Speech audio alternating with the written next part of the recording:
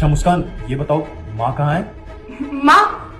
माँ तो यहीं बैठी है, आराम कर रही है ना, थोड़ी तबीयत ढीली थी उनकी। अच्छा ठीक है, जरा माँ से बात कराना। माँ से बात कराऊं?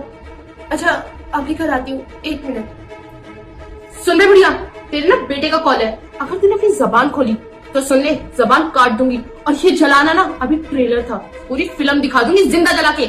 आई समझ में बात? आराम से बात करनी है, ले कर बात।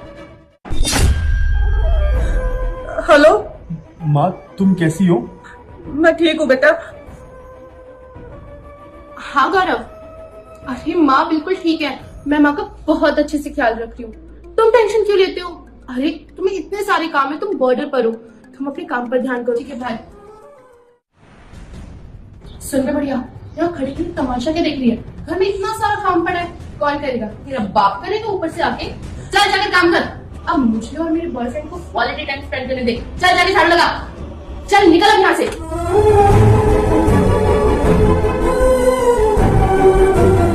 तुम्हारी इतनी हिम्मत, तुमने मेरी माँ को धक्का दिया और तुम तो कह रही थी कि माँ आराम कर रही है।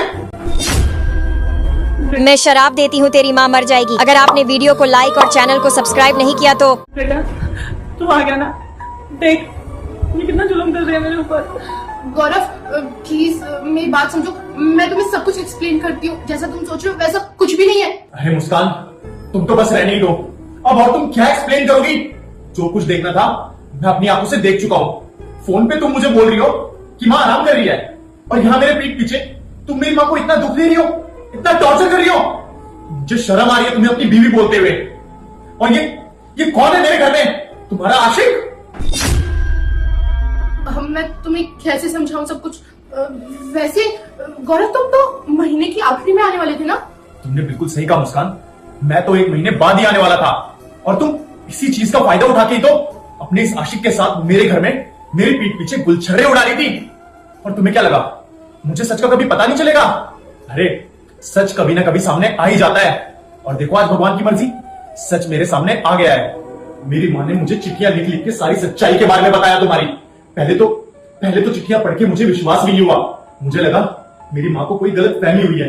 मुझे यकीन ही नहीं हुआ कि तुम मेरी बीवी, एक फौजी की बीवी जिससे मैं इतना प्यार करता हूँ, वो मेरी पीठ पीछे मेरी माँ के साथ इतना दुर्व्यवहार कर रही होगी। अपने इस आशिक को लेकर निकलो मेरे घर से अभी इसी बात। हाँ गौरव, परवाह कुछ नहीं, निकलो मेरे घर से, निकलो।